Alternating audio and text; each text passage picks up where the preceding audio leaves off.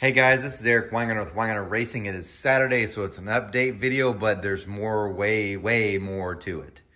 I have been on the dyno since Wednesday. So Wednesday, Thursday, and Friday, I was at Dunswick Machine Shop in Enid dynoing a 496 big block Chevy, which is a dyno mule. We tested a whole bunch of different stuff. So if you were trying to reach me for the last 3 days, which is weird because I got hardly any emails, but people wanted to call, and I, of course, couldn't answer. I'm going to try to return all those calls today, so if you missed, that's why. It wasn't like I wasn't trying to answer the phone. I simply couldn't. When you're on the dyno, you only got a certain amount of time to get everything done. We tested 5 different cylinder heads. This one actually was the one that finished the best. I'll tell you, and we tested a whole bunch of manifolds. So a total of 18 different ideas. So I'll run them through real quick with you. We did the Brodix Race Right 294s with an air gap, and then with the Track Warrior single plane intake manifold. The ProMax 290s we tested with the 454O, an air gap, an HV 2017 from Brodix, a YN Stealth, a Performer 2.0, an air gap that had been port matched, and a 454O. So I guess I've already mentioned that one. We then tested the AFR 265s with the 454O intake, the air gap intake. We tested these ProMax 317s with a set of 454R manifold that had been kind of modified, a Track Warrior intake. We then tested the AFR Enforcer heads. We did those with a Track Warrior intake, a 454R intake, and then we tested a set of Race Right 270s. We did those with a 454O, the Brodix HV 2017, the air gap oval, and then an air gap rectangular port. That was a lot of testing. 3 days, lots of work. The only head that we brought that we did not get done, and it's probably one some of you wanted to see, was we actually had a hand-ported set of 049s. Those simply just did not have time to get tested. If we'd had another half day, we could have got it. In case you're wondering how much time it actually takes, the first day we were slow, probably from tires, from the drive and everything else, just to get there and everything loaded up. We just weren't moving that fast. But it takes about 2 hours to change a set of heads. That means you got done making a pull, turn off the engine. From the time the engine turns off to the time that the engine turns back on, you're ready to make a pull, 2 hours on a set of heads. On a manifold, we're much quicker. Between 13 and 16 minutes.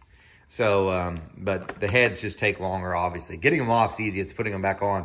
You wouldn't think about it, but man, you wear yourself out torquing heads. Speaking of which, I'm going to give you a little bit of bonus knowledge for you guys. You've probably heard this one on the internet a whole lot about, can you reuse MLS head gaskets? Well, I've always been kind of leery about it myself, just because I don't want to take the risk. We reused an MLS head gasket 4 times. And one of the times it got kind of hot because the water pump on the dyno, or water pump on the engine that cools the engine, it went out.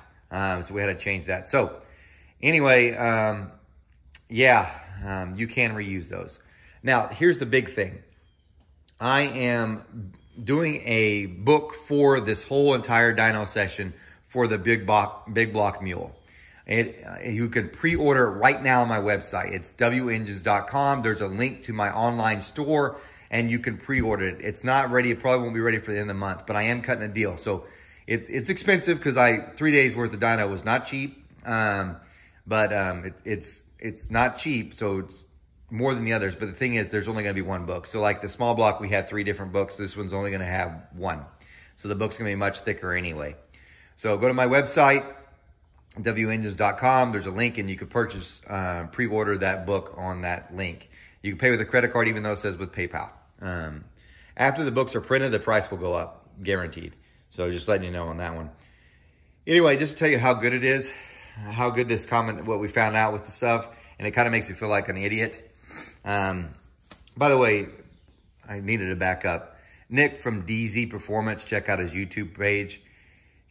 Without him, this didn't happen. It was his short block, and majority of the heads were his, majority of the intakes were his. Without him, this simply didn't happen. And so he's a cool viewer. You go check out his page. He likes having more people subscribe. He does quite a bit of dyno testing too, trying different stuff. But anyway, it was great to help work with him. He also, if it wasn't for him, we couldn't have got it done anyway, because one person alone doing all this would be tough. And Gary needed to work. So Gary Dunsworth owns the dyno, but he needed to get other stuff done so he wouldn't be totally devoted on the dyno stuff. So having Nick there to help with all this made a huge difference. But I wanted to show you this. This is not the dyno sheet from the session, so don't think it is.